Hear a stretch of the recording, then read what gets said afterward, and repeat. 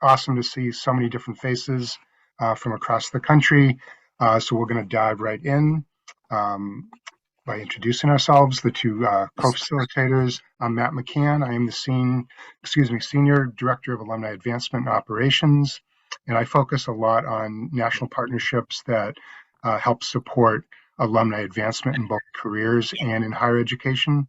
And we'll focus on education today in this session, and then we'll cover career in another session. Fun fact about me, I've been with Europe since the very first class in 2001. So it's great to have been here and seen so much over the years. I was actually Greg Walton, who was on the video. I'm his program manager back in 2007. And I'm joined here by my colleague, Augusto. Hello, everybody. Welcome, soon to be Europe alumni. My name is Augusto Robles, and I'm the Alumni Data and Operations Coordinator. I focus on alumni data accuracy projects, and one of the bigger projects I focus on is the Alumni Emergency Grants.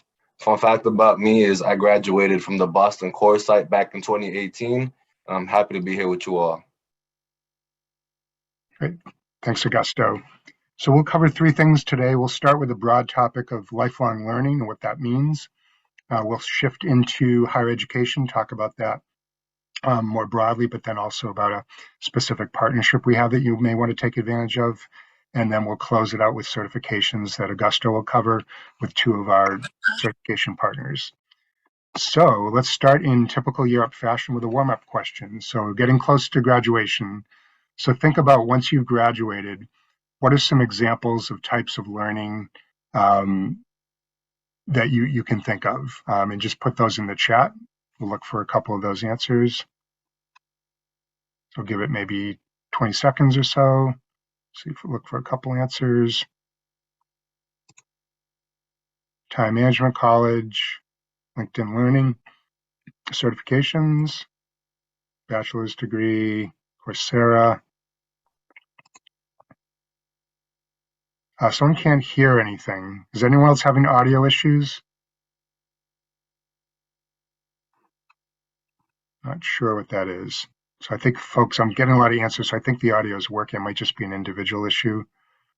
Okay, well, let's get see a few things we'll share. So first of all, what I want to start with is on-the-job learning. So, you've been on your internships for a few months now, so you've been learning on the job. And I think however your career unfolds over the years, you will learn a lot on the job. And that's really probably arguably the most important type of learning relative to your career that you'll do throughout your lifetime. So that's, really a big one. That's the biggest amount of time you'll spend learning something. So, volunteer for projects, push yourself, challenge yourself, don't get stagnant, would be probably a couple key messages. Some of you will, hopefully many of you will have employers that will provide you with training courses, and those are typically free. And those are also things that they'll allow you to do during work hours. So that really does help with time management and not something you have to do nights and weekends. So definitely take advantage of that if you have it. A third one would be things that are self-directed, whether it's books, articles, courses that you find on your own. So those are all sort of one group of things that all have in common that they're free typically or very low cost. So cost generally isn't an issue with any of these, but that's one portion of learning. We're going to focus on two others. So we're going to start with higher education, which I know a couple of people put in the chat, different degrees, getting that associates and then bachelor's. And if you want to go further, getting a master's, or, we have alums with who've earned their PhDs or are studying for them now. So, whatever works for you, but definitely want to encourage that. And we'll talk more about that in a minute. And then lastly, we'll also touch on certifications in general, why they're important, and then two specific ones that we offer for free to all alumni. But overall, the key takeaway, learning is an investment. I think any type of learning, not just the ones on this page, but any form of learning is valuable. And I think to set yourself up for success, the more learning, the more types of learning you can do overall are important, not just for your career, but also learning that relates to outside of work. So whether it's, personal finance or managing stress, those other outside work things that are really important, don't forget about those either. And I think that the challenge with this, though, is really to balance it with your career and home life too, and managing that time and managing that cost. There's a lot of free stuff out there, and we help with that, but some things do have a cost too, so you have to look at that. All right, so sorry, we have 25,000 alumni, and with your graduation class will be about 27,000. So, you have many things in common, but you're unique individuals and you're going to define success in your own terms and what that career path will be. I'm going to share two examples here just to give you an idea of two different approaches to learning that our alumni have taken, and you'll choose your own. So the first is Ebony from Atlanta, 2013 alum. She works at Deloitte as a senior consultant. A lot of great work experience before that. She's really big into volunteering both at Year Up and other causes she cares a lot about, especially for children. And then, I think what's unique about or unusual about Ebony, she's really focused a lot on her higher education, a BA degree, two different MBAs, and then also now she's working on her doctorate in leadership and organizational strategy. So really impressive. She's been able to balance that with her career, and I think it's helped her in her career as well. So that's one example. Second one I'll share today is Carlos Torres, Boston alum way back in 2005. I remember him well and still talk to him. He works at Fidelity as a director of site reliability, worked in financial services before joining Fidelity. Also a really active volunteer both for Year Up and elsewhere, including at Fidelity. And then although Carlos has taken some college courses, he's really focused on his certifications. So in the areas of leadership, in the securities industry, and then also because he works in technical projects, he's a certified Scrum product owner. So that's something he got a certificate in fairly recently, and he's got others as well. I just listed a few here. But the key takeaway is you really want to build those skills, earn those certificates that show, demonstrate that knowledge specifically, chip away at that degree over time or different multiple degrees. And then don't forget about volunteerism. Not only does it help the organization you volunteer for, but it builds your network and it builds your skills. So really important. All right, let's talk about college. So, if I've done this presentation different versions over the last few years, and I think it has changed a little bit. So when you ask the question, why college, is college important? Do you need it? I think it has changed the last few years. So degree requirements are less common than they used to be. And you certainly can be successful without college. We have many alumni examples of that, especially I think in the technology field and some other fields where it changes so quickly and technical knowledge is so important to keep up on. So I think that's probably college is a little bit less critical in some of those roles. But having said that, a college degree does give you a lot more employment options. And it definitely also expands your network of contacts, people other things outside of the class itself. And there's some studies that say it can increase your earnings pretty significantly. So if you do think about college, and all of you have had, I think, some college before Year Up or some earn some credit through Year Up. But if you're thinking about college going forward, the first point is definitely really try to minimize that cost. We offer some low cost and free options for you. Really try to avoid debt, either creating debt or adding to debt you might already have. Take advantage of tuition reimbursement if your company offers it to you at some point. That's huge. And then think about online versus a campus. What works best for you? Online generally is a lot less expensive, gives you some flexibility in scheduling, versus a campus, which is more expensive for tuition, but gives you that fuller college experience. And if you do go with a campus, you've also got to add in the cost of either commuting or housing too. So it can be, a pretty big difference in cost. Also, different colleges have different areas of expertise in terms of what they teach. So, balance that when you choose that area, try to balance what you're interested in with what's practical.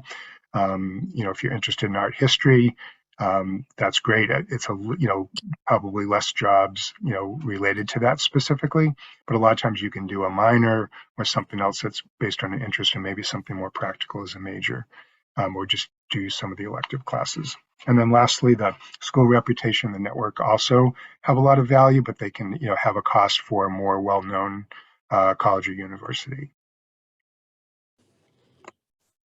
So I want to talk a little bit about the free college program. It's a free online associate's degree from Eastern Gateway Community College. They're based in Ohio. They were founded in the late 60s and have been online since 2015. They're one of the fastest growing online institutes in the country. They have had more than 40,000 students from all 50 states go through. More than 500 Europe alumni have enrolled, and many of them have graduated. If you're interested, the next cohort does start in early January. You would need to apply in early. They suggest about 30 days to allow for the application process. So you'd want to start that in early December. There's a choice of 14 different degrees, and if you choose business management, which is the most popular one for our alums, you then get to choose a concentration in one of 19 areas. So you could get a concentration in cybersecurity or marketing or human resources, lots of different choices there. It's national and regionally accredited, a really straightforward application process. It does require you to apply for FAFSA or get a waiver, and any FAFSA money you might be eligible for does have to be applied to the cost. If you have tuition reimbursement, same thing, but if you don't have either of those or there's not enough, then they have scholarships that kick in to cover all the other costs. They're really good about accepting Europe credits or outside Europe credits, and then if you do happen to have DACA status, you're eligible as well. I want to note an important note is that right now the long-term status is up in the air after this next enrollment. So you can definitely enroll. It's free for the 1/9/23 enrollment, but after that, we're waiting to hear what's going to happen. They're in negotiations with the Department of Education about whether they can continue to do this free scholarship. If they don't have the scholarship, it's still pretty inexpensive. It's $240 a credit hour or $720 for a typical 3 credit course. So still could be a good option. But definitely want you to know that it's up in the air. We probably won't know for a month or two about whether they can do this after the January cohort. Okay, and then I just want to share a quick testimonial. We have lots of success stories. Ryan was a National Capital Region 2016 grad.